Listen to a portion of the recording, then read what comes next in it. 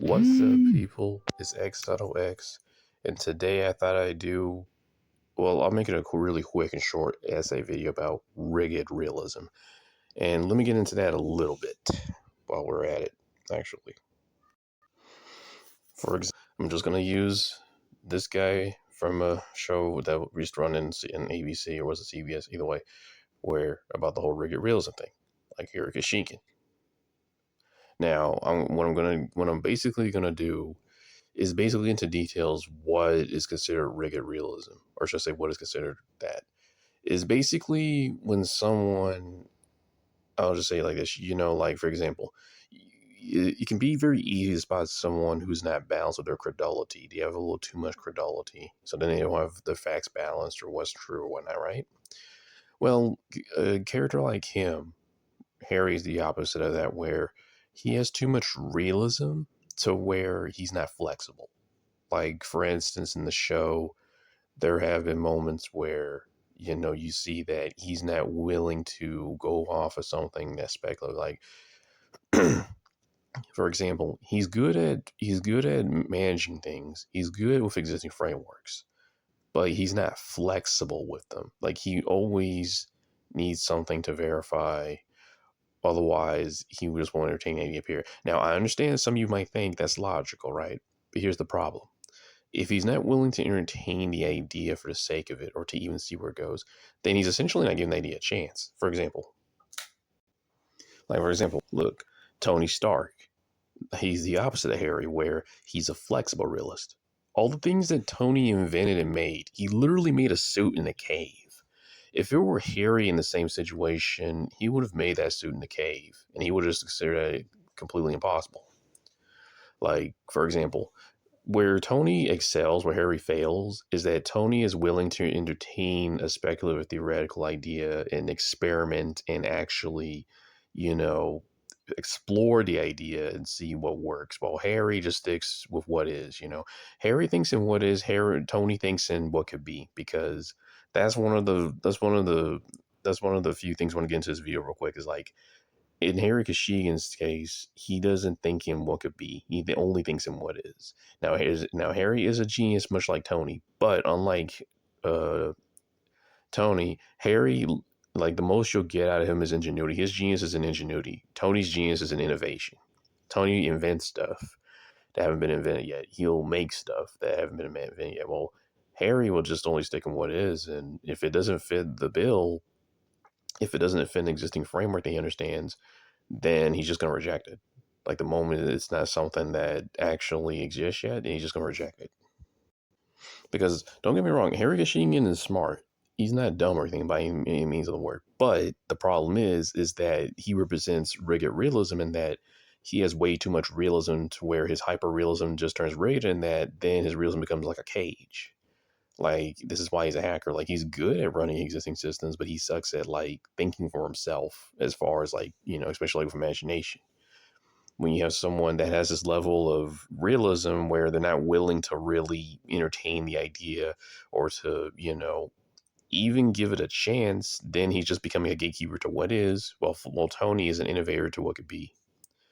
And that's just one of the, like, a few examples. We'll get into that definition of this, where, realism is good as long as it doesn't turn into a cage. Because, if we had too many people that had to, go with what's immediately verifiable, or lean towards what's immediately verifiable, and on the surface level, they might seem hyper rational, but deep down, they're just too dogmatic with their realism. Like, they're too anchored to what is. And that's what Harry's problem is. He's overgrounded. He's too grounded to where he won't really entertain an idea that may defy, how known system works. Unlike Tony, where he totally would. Tony will tamper with things to see what works. Harry won't. He prefers certainty over exploring. So therefore, because he won't even explore experiment, then he leads to basically anti-discovery, because he won't really give that shit a chance whatsoever. And that's where you basically see he's just a gatekeeper to what is. He is too strict with his realism. Tony's not too strict with it, or I should say Tony's not strict with it. And that's the huge difference between these two. And that's the difference between, you have flexible realism, to the one to the right, you have rigid realism. One and the other one, because the thing in this situation, when it comes to like, let's say someone had this idea of making a Mach speed car, or basically having a AI system that could run at Mach speeds at processing. The one to the left will definitely entertain the idea and experiment and explore, see how you can make that possibility. While the one to the right will tell you, no, that goes against known physics, or that goes against known systems, just against known systems. So you have your perfect idea of like which one's realism isn't turning into a brick wall, where too much realism just turns everything into basically, I might as well say it turns things into boredom. Because where would be the fun and everything? For example, like when people say certain movies are unrealistic, or when they especially say that, like especially in comics and stuff like that, it's like, and I think what people are getting at is that that's the what they don't realize, that that's the form of rigid realism that they're talking about, because they're not willing to entertain the idea to actually see where it lands. They're just kind of like, like for example in Baki, you won't, it's easy for one to say that idea, oh, human training and stronger, oh, that's unrealistic. But see, but basically, when you're saying that's unrealistic, is basically the person not knowingly being conservative to the limitation of that. Because if we have as a species, didn't have that physical limitation like in Baki, yes, then it would make sense that we can reach those levels of being strong to lift 60 tons or lift, amount of tons, because then the human body can keep building itself up after exhaustion, keep pushing forward. Like I said, if we live, because like I said, if we live in a time and where airplanes didn't exist and people thought too much about, oh, that's unrealistic to have an airplane, then because if too many people thought too much like the guy to the right, then the guy to the left, then we wouldn't have airplanes today, because we'd be like, oh, that idea is completely unrealistic and then the physics don't make sense. It'd be too easy for them to, dismiss the idea, but they're not really giving it a chance, because rigor realism, the skepticism just turns into a way to dismiss the idea and doesn't give the shit a chance whatsoever, just because it doesn't fit, in existing frameworks.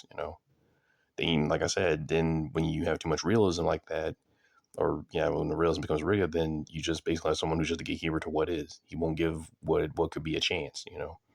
Then they're not thinking like someone who actually has a vision and dreams. They're thinking like someone who's just basically only following, exactly what the script is and refuses to adjust it in any sort of way. Then that's how they develop that inflexible realism. And you definitely want to be the one to the left, because at least Tony Stark, you come to him with the idea that does defy what, known system knows. He will definitely entertain the idea and make it possible, while Harry here would just basically tell you, oh no, that can't work, oh, that's just fantasy. And he'll just, anything that's fantasy, he'll strictly see as fantasy. Like I said, when realism becomes too strict, it becomes dogmatic, and you don't want your realism to become dogmatic, because Harry's realism is not balanced.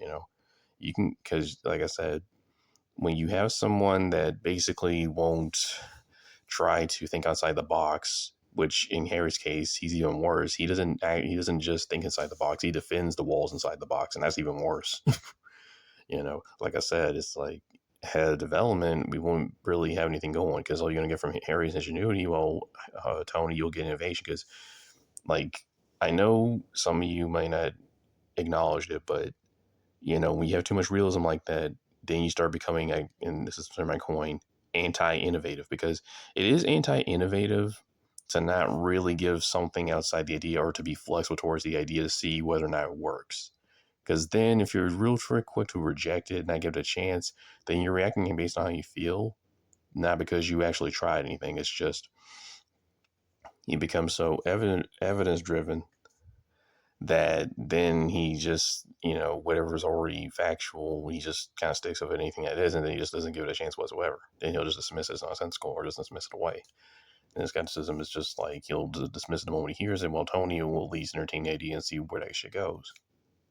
So, yeah, that's my point I'm making here about two different forms of realism, where flexible realism, because you can still entertain imagination and explore ideas and still do fun stuff, while Harry's rigid realism just kind of turns into a brick wall and is like, basically, the gatekeeper is like, anytime, and even to even entertain an idea, he's too realistic, where it's like, oh, stick no facts, oh, stick no, then he's just kind of like a buzzkill, which I hate to say, but he's just kind of like a buzzkill, because he's not willing to think beyond stuff. And like I said, if Harry was in that same cave like they Tony was in, where Tony literally built a cave from box of scraps, believe me, Harry would be dead. So, or maybe even worse. But yeah, like I said, it's like it comes a difference where one has to acknowledge whether their realism is just turning into, like where it becomes dogmatic to where then they're being conservative to what is. Because like I said, if we were too conservative to too many limitations, then we wouldn't be exploring the idea and seeing like real results and exploring and experimenting.